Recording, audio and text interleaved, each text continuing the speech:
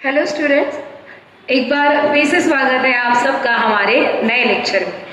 Last lecture में हमने problem number 23 complete किया था, ठीक है। और 23 कंप्लीट हो जाने के बाद 24 नंबर आपको होमवर्क में है, 24 होमवर्क में करेंगे और आज हमको 25 नंबर लेना है, ठीक है।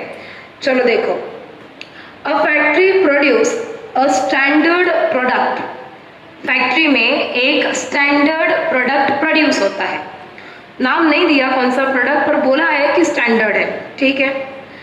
The following information is given to you from which you are required to prepare cost sheet. और नीचे जो इंफॉर्मेशन दी है, from that given data you have to prepare cost sheet. आगे बोला है cost sheet for the period ending 31 March 2019।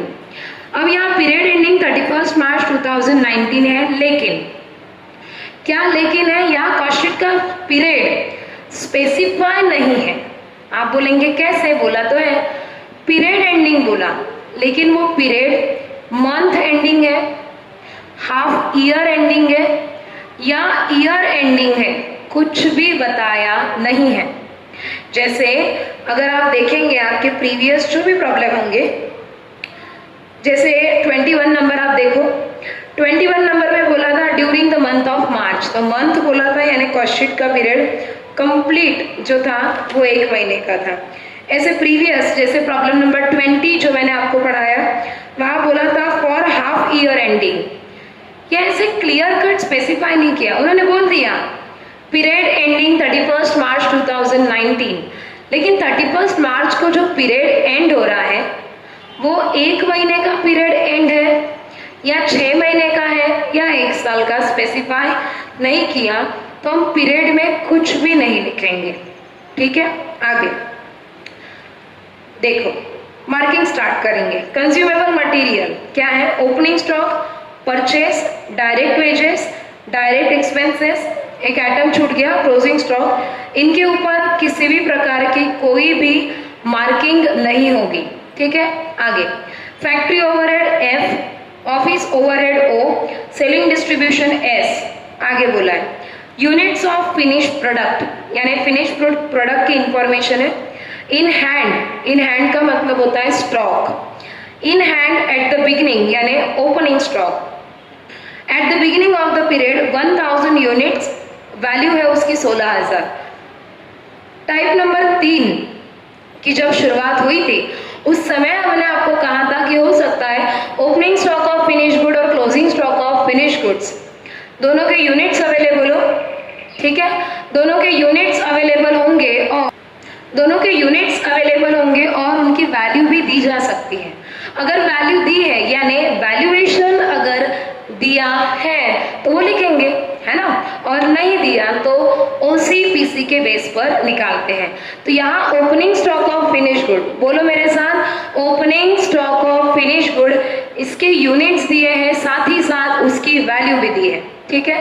तो आपको opening stock of finish good का वैल्यूएशन करने की जरूरत नहीं पड़ेगी। आगे पढ़ेंगे प्रोडक्ट ड्यूरिंग द ईयर यानी कितना प्रोडक्शन हुआ है, 10,000 यूनिट का प्रोडक्शन हुआ है। कितना, 10,000 यूनिट्स यानी प्रोडक्शन है 10,000 यूनिट्स का, लिखेंगे प्रोडक्शन है 10,000 यूनिट्स का, ठीक है। आगे इन hand at the end of the period, underline in hand at the end of the period. And यानी क्लोजिंग, एंड यानी क्लोजिंग, क्या दिया है, यूनिट्स।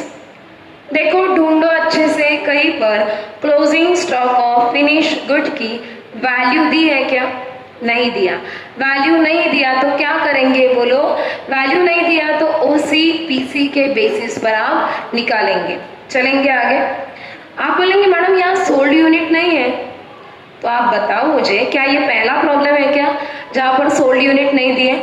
इसके पहले यानी प्रीवियस लेक्चर में मैंने जब आप लोगों को प्रॉब्लम नंबर 23 पढ़ाया, वहां पर भी सोल्ड यूनिट नहीं दिया था, और सोल्ड यूनिट को कैसे कैलकुलेट किया था इसका एग्जांपल दिया था, ठीक है। चलो आगे, also find out selling price per unit on the basis that margin यानी प्रॉफिट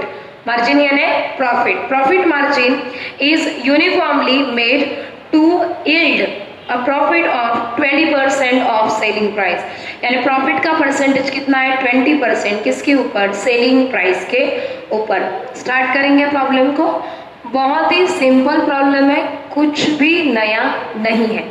चलो लिखेंगे आप number 1, cost of material consumed, cost of material consume. First लिखो opening stock of raw material यानी RM. Opening stock of raw material कितना है 10,000। पहले column में लिखो प्लस परचेज, बताओ कितना है परचेज, परचेज है आपका 85,000। अब ढूंढो तो जरा कि कैरेज इनवर्ड और ऑक्ट्रा है क्या, बोलो नहीं है तो नहीं लिखेंगे, दोनों का लगाएंगे टोटल और दोनों का टोटल आएगा आपका 95,000 minus closing stock of raw material. Closing stock of raw material है कितना 4,000। सो 95,000 माइनस 4,000 बाहर 91,000। अब क्या निकालना है बोलो जल्दी, पर यूनिट निकालना है। तो क्या करेंगे, मटेरियल कंज्यूम के अमाउंट को डिवाइड करेंगे प्रोडक्शन यूनिट से। तो करो 91,000 अपॉन 10,000 तो आएगा पर यूनिट में 9.1। क्लियर, आगे चलेंगे। Number 2, direct wages.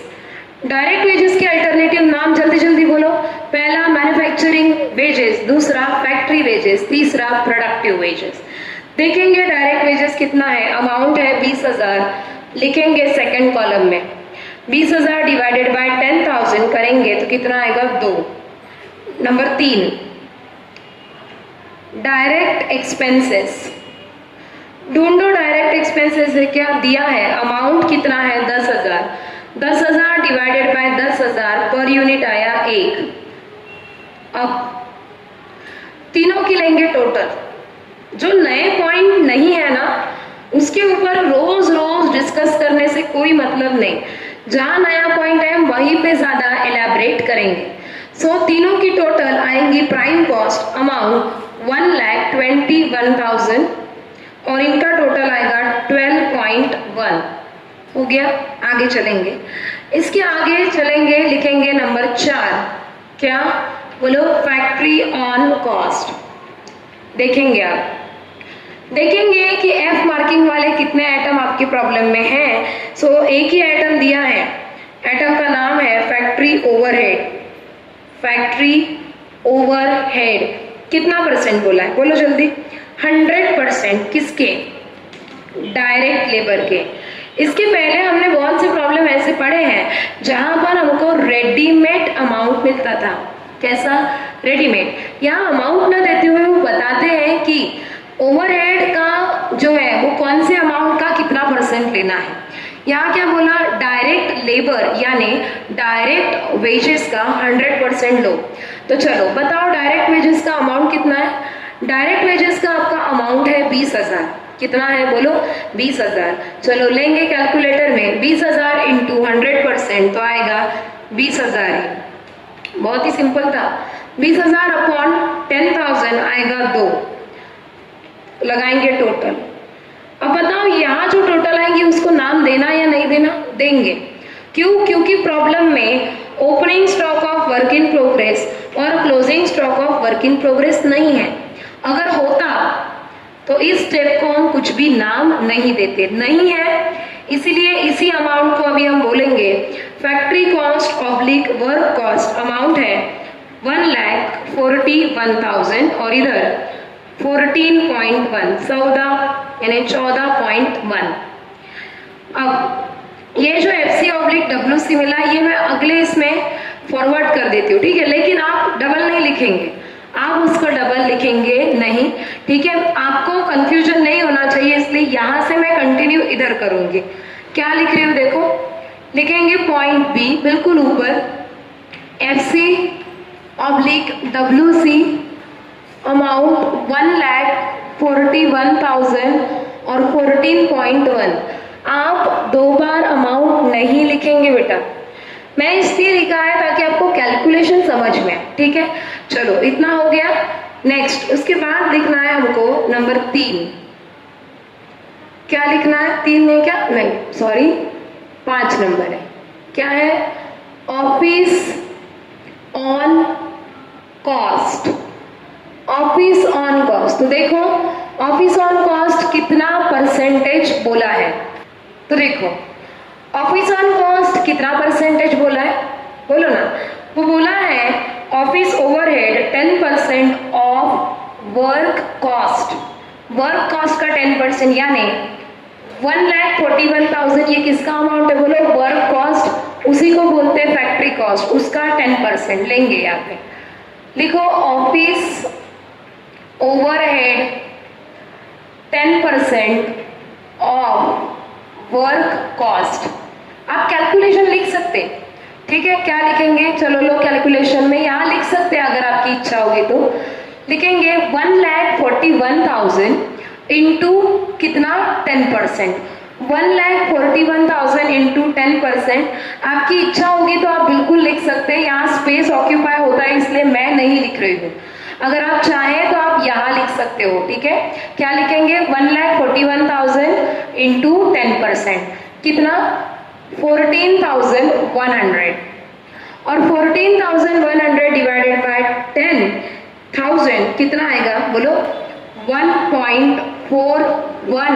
दोनों में अंतर है, ये 14.1 है और ये 1.41 है। अंतर है क्या? यस। चलो लगाएंगे टोटल।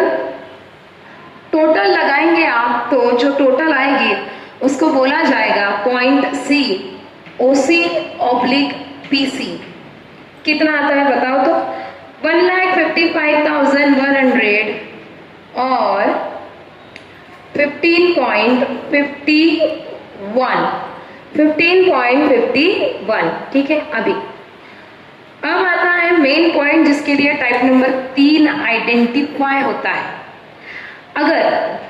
अगर हमारे प्रॉब्लम में opening stock of finish good या closing stock of finish good दोनों यूनिट्स में दिए हैं, या दोनों में से कोई भी एक आइटम अगर यूनिट्स में दिया है, इन दैट केस आप लोग जो प्रोडक्शन यूनिट्स है, कौन से यूनिट? प्रोडक्शन यूनिट को OC/PC के बाजू में लाते हैं। कब? जब opening stock of finish good या closing stock of finish good दोनों के दोनों आइटम एक तो यूनिट्स में होंगे या दोनों में से कोई भी एक। ओके, तो चलो यहाँ पे लाएंगे यूनिट्स, कलर चेंज कर लेंगे हम। लिखेंगे आप यूनिट्स OC/PC के बाजू में कितने यूनिट्स बोलो तो? 10,000 लिखे। हाँ, फिर number 6 plus opening stock of finished goods. Opening stock of finish good आज यानी प्रॉब्लम नंबर 25 में दिए हैं कितने? 1,000 यूनिट। कितने दिए हैं बोलो जल्दी? 1,000 यूनिट। और इसकी वैल्यू भी दी है आपको। अगर नहीं दी तो हम जरूर निकालेंगे। किसके बेसिस पर बोलो ना? किसके बेस पर? OC/PC के बेस पर निकालेंगे, है कि नहीं। लेकिन यहाँ रेडीमेड दिया है तो निकालने की जरूरत नहीं, तो वैल्यू दी है उसकी 16,000। कितनी दी है? 16,000। आप बोलेंगे मैडम पर यूनिट निकाल लें क्या हम लोग? नहीं, याद करो मैंने बोला है opening stock of finish good और closing stock of finish good, इनका कैलकुलेशन करते समय don't take any calculation in the column of per unit. Opening को ऐड करते हुए और क्लोजिंग को माइनस करते हुए क्या नहीं करते? पर यूनिट के कॉलम में कैलकुलेशन नहीं करते, ठीक है। चलो दोनों का करेंगे। प्लस करना है तो कितना आ जाएगा बताओ? 11,000 ये आ गया, और इधर आएगा आपका 1,71,100। गलती से ये ग्रीन से लिख दिया, रेगुलर पेन से लिखना है, 1,71,100, ठीक है। माइनस करेंगे 0.7 closing stock of finished goods. बताओ तो closing stock of finished good आपको कितना दिया है? Closing stock of finished good units है 2000, यूनिट्स है 2000 और इसकी कीमत नहीं दी है, वैल्यूएशन उसका नहीं दिया है। अब याद होगा तो जो 23 नंबर का प्रॉब्लम है उसमें भी क्लोजिंग स्टॉक के यूनिट्स दिए थे, कीमत नहीं दी, और उन्होंने बोला था कि करंट कॉस्ट प्राइस पर निकालना है। ये कहाँ बोला था? प्रॉब्लम नंबर 23 में। लेकिन आज है प्रॉब्लम नंबर 25 के प्रॉब्लम में ऐसा कुछ भी नहीं बोला। अगर आपने 23 का लेक्चर, प्रॉब्लम नंबर 23 का लेक्चर कॉन्सेंट्रेटली देखा होगा तो मैंने उस लेक्चर में भी आपको बताया था कि यहाँ क्लोजिंग स्टॉक के यूनिट्स अवेलेबल है और उन्होंने बोला है कि करंट कॉस्ट प्राइस पर लो, बोला है इसीलिए लेंगे, और अगर नहीं बोला तो भी ओसीपीसी के ही बेस पर लेना पड़ता। किसके बेस पर? ओसीपीसी के बेस पर लेना पड़ता था, ठीक है। तो चलो आ जाओ, करेंगे वैल्यूएशन। देखो कैसा करेंगे, अभी ध्यान दो इधर, ओसीपीसी के बेस पर। इधर देखो मेरी उंगली कहाँ है, सी पॉइंट में ओसीपीसी यूनिट्स कितने? 10,000। बनने के लिए कॉस्ट कितनी लगी? 1,55,100। लिखेंगे इक्वेशन। देखो इक्वेशन कैसे लिख रहे, 10,000 यूनिट्स बनाने के लिए कॉस्ट लगी 1,55,100। आई रिपीट, 10,000 यूनिट्स बनाने के लिए प्रोडक्शन कॉस्ट लगी 1,55,100। तो 2,000 यूनिट्स के लिए कितना? 2,000 यूनिट्स के लिए कितना? यहाँ अगर क्लियर नहीं दिख रहा है तो देखो बड़े हैंडराइटिंग में मैं इधर लिख देती हूँ। देखो ध्यान दो, 10,000 यूनिट्स बनाने के लिए प्रोडक्शन कॉस्ट लगी 1,55,100। तो 2,000 यूनिट्स के लिए कॉस्ट कितनी, ऐसा लिखना चाहिए, पर वहाँ स्पेस कम रहता है इसलिए इतने बड़े बड़े डायग्राम्स के साथ नहीं कर सकते। देखो क्या लिखा है, 10,000 यूनिट्स के लिए कॉस्ट लगी है कितनी, बोलो जल्दी, 1,55,100। तो 2,000 यूनिट के लिए कितना? तो कॉस्ट निकालेंगे आप, और वो कॉस्ट आई है 31,020, 31,020, ठीक है। कैलकुलेशन कैसे करते हैं बता दूं एक बार। देखो इन दोनों का किया जाता है मल्टीप्लिकेशन। कैसे करेंगे? 2,000 इंटू 1,55,100 अपॉन पहला आइटम डिवाइड में आता 10,000।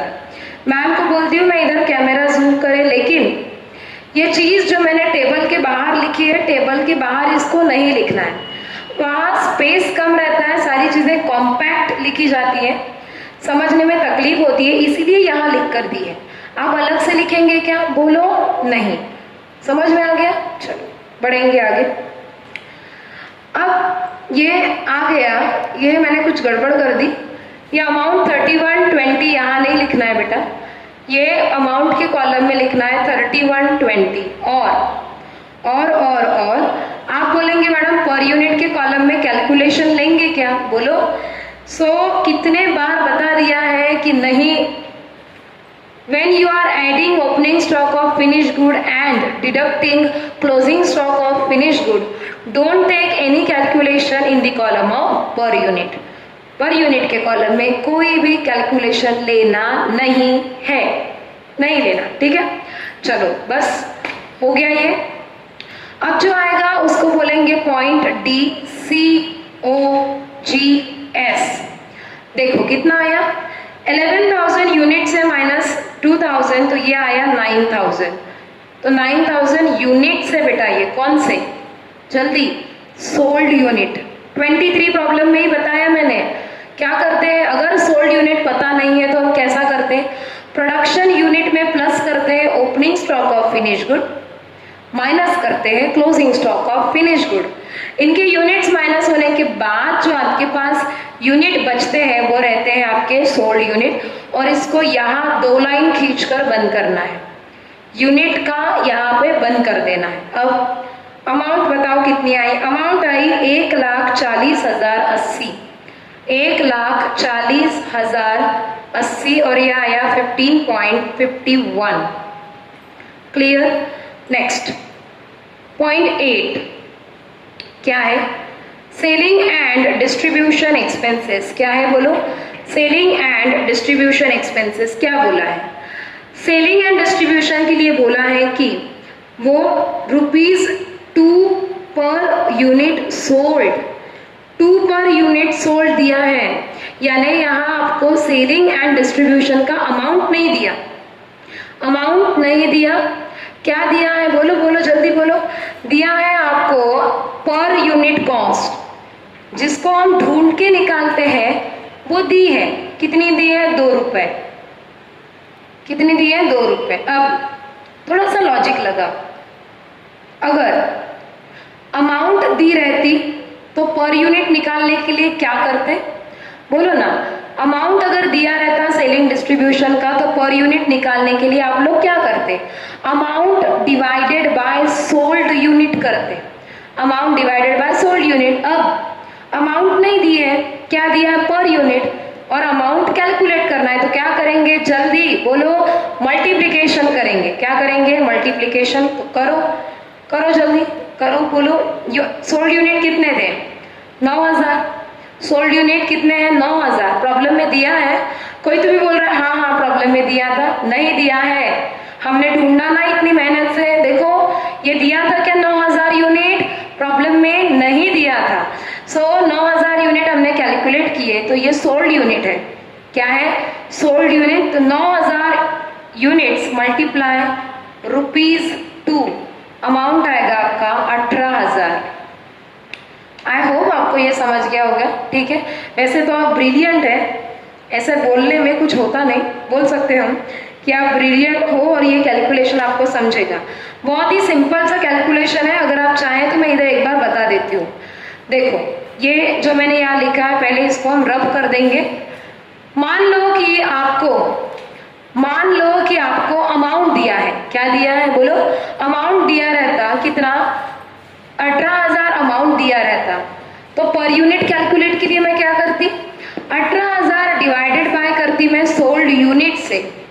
तो सोल्ड यूनिट कितने थे? 9,000। सोल्ड यूनिट कितने थे? 9,000। तो ये अल्टीमेटली ₹2 आ जाता। लेकिन अभी कैसा हुआ? अभी हुआ ये है प्रॉब्लम में कि हमको 18,000 ये अमाउंट नहीं दिया। क्या दिया था? पर यूनिट दिया था, और अमाउंट पता करनी थी। जनरली होता ये है कि अमाउंट दी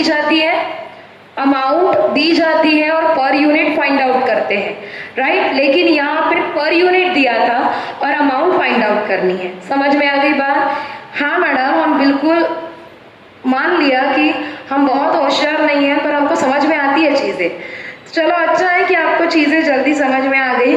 और यहाँ लिख लो, आप लिख लो ओनली ऑन सोल्ड यूनिट। ठीक है, लगाएंगे टोटल लगाएंगे, लिखेंगे पॉइंट ई। क्या है? Total cost. क्या है बोलो? Total cost. 1,40,080 plus 18,000 total cost आएगी 1,58,080। 1,58,080 और ये आएगा 17.51। नेक्स्ट लास्ट क्या बाकी है? प्रॉफिट। क्या बाकी है बोलो? प्रॉफिट बाकी है। करेंगे प्लस प्रॉफिट। बताओ जल्दी कितना परसेंट बोला? 20% बोला। किसके ऊपर? ऑन सेलिंग प्राइस, यानी ऑन सेल। लगाएंगे रेगुलर वाला फॉर्मूला। आपको मैंने 23 नंबर के प्रॉब्लम में बताया था कि अगर प्रॉफिट परसेंटेज में आता है, किस में आता है जल्दी बोलो? परसेंटेज में आता है, तो वो प्रॉफिट निकालने के तरीके दो हैं। एक तो बेसिक यानी फॉर्मूला मेथड से, total cost into rate upon 100 minus rate, ये, या फिर इक्वेशन मेथड से। किससे? इक्वेशन। तो आपको जो इजी लगता है, ठीक है, जो आपको कन्वीनियंट है आप करो, कोई कंपल्शन नहीं है, लेकिन कंडीशन है कि प्रॉफिट की वैल्यू करेक्ट लाना, ठीक है। कौन सा फॉर्मूला अप्लाई कर रहे हैं, यानी आप टोटल कॉस्ट फॉर्मूला अप्लाई करके प्रॉफिट निकाल रहे हो या इक्वेशन लगा के प्रॉफिट निकाल रहे हो, इट डजंट मैटर। मैटर करता है कि आपकी प्रॉफिट की वैल्यू करेक्ट आनी चाहिए। तो देखो यहाँ पे कर रही हूं मैं total cost into rate upon 100 minus rate. अब मैं वैल्यूज पुटअप नहीं करूंगी, पर आप करोगे। यहाँ स्पेस थोड़ा कम है तो मैंने वैल्यूज पुटअप नहीं किया। क्या किया? Total cost into rate upon 100 minus rate. तो चलो निकाल लो प्रॉफिट। बताओ प्रॉफिट कितना आता, बोलो जल्दी। प्रॉफिट आ रहा है 39,520 और इसका निकालना है पर यूनिट। याद करो किसको? याद करो वो 3 आइटम जिनका पर यूनिट निकालने के लिए हम उनको सोल्ड यूनिट से डिवाइड करते। कौन से 3 आइटम है? चलो जल्दी जल्दी नाम लो, बोलो। पहला सेलिंग एंड डिस्ट्रीब्यूशन एक्सपेंसेस, दूसरा प्रॉफिट, तीसरा सेल्स। जिसमें से सेलिंग डिस्ट्रीब्यूशन तो हो गया, अब क्या बचा है? प्रॉफिट। प्रॉफिट का मुझे पर यूनिट निकालना है तो उसको डिवाइड करूंगी मैं सोल्ड यूनिट से। कर दो डिवाइड। चलो 39,520 अपॉन 9,000 तो आएगा 4.39 और दोनों का करेंगे एडिशन। आप दोनों का करेंगे एडिशन तो मिलेगा 0.10। नाम देंगे उसको sales oblique selling price. Sales oblique selling price नाम देंगे अमाउंट। बोलो 1,97,600 और इधर 21.9। ठीक है, हो गया। यहाँ पे हमारा प्रॉब्लम हो गया है कंप्लीट। जैसे कि मैंने आपको कहा कि फॉर्मूला जब आप लगाते हैं प्रॉफिट का तो आप दोनों तरीके से लगा सकते हैं। दोनों तरीका है ना, एक बता देती हूँ मैं, फिर से एक बार बता देती हूँ। एक तरीका रहता है total cost into rate upon 100 minus rate का, और दूसरा तरीका रहता है इक्वेशन का। किसका? इक्वेशन। कि मान लो कि टोटल कॉस्ट नहीं, मान लो सेल 100 है, यहाँ प्रॉफिट परसेंटेज इस प्रॉब्लम में 20 है। हमेशा 20 आएगा जरूरी नहीं। 100 का 20% ₹20 तो टोटल कॉस्ट आएगी 80। फिर लिखा जाता है इक्वेशन, जब टोटल कॉस्ट 80 है तब प्रॉफिट है 20 और अब टोटल कॉस्ट है 1,58,080 तो प्रॉफिट कितना? देख लो अच्छे से। मैडम को बोलती हूँ कि मैं इधर फोकस करे। ये लिखना नहीं है, आपको लिखना नहीं है, पर मैं तरीके बता रही हूँ। प्रॉफिट परसेंटेज में अगर आता है, अब परसेंटेज में आने में 2 तरीके हैं। ऑन कॉस्ट आ सकता है, राइट? बोलो यस। और ऑन सेल भी आ सकता है। दोनों में से किसी भी तरीके से भी आया, ठीक है, पर कैलकुलेट करने की मेथड 2 है। मेथड 2 है। कैसा? एक फॉर्मूला मेथड से और दूसरा इक्वेशन मेथड से। फॉर्मूला मेथड बहुत ही है, सिंपल है। Total cost into rate upon 100 minus R. 100 minus R. ऐसा कब? जब प्रॉफिट का परसेंटेज सेल पर होगा, राइट? और अगर फॉर्मूला आप नहीं लगाना चाहते, तो इक्वेशन मेथड है। इक्वेशन मेथड में हम अज्यूम करते हैं कि मान लो सेल 100 है, प्रॉफिट माइनस करते फिर आता टोटल कॉस्ट और फिर ये इक्वेशन लिखते हैं। ये ऑलरेडी क्वेश्चन नंबर 23 में डिस्कस हो गया है। तो चलो रिवाइज कर लेते हैं एक बार। क्या था प्रॉब्लम? वो प्रॉब्लम बहुत ही सिंपल था। मैंने इस प्रॉब्लम में पीरियड नहीं लिखा क्योंकि उसमें क्लियर कट इंफॉर्मेशन नहीं थी। उन्होंने बोला था कि पीरियड एंडिंग 31 मार्च 2019, लेकिन वो पीरियड मंथ एंडिंग है, हाफ ईयर एंडिंग है या ईयर एंडिंग है, कुछ भी बोला नहीं था, इसलिए पीरियड नहीं लिखा। प्रोडक्शन दिया था कितना? 10,000 यूनिट का, वो लिख दिया।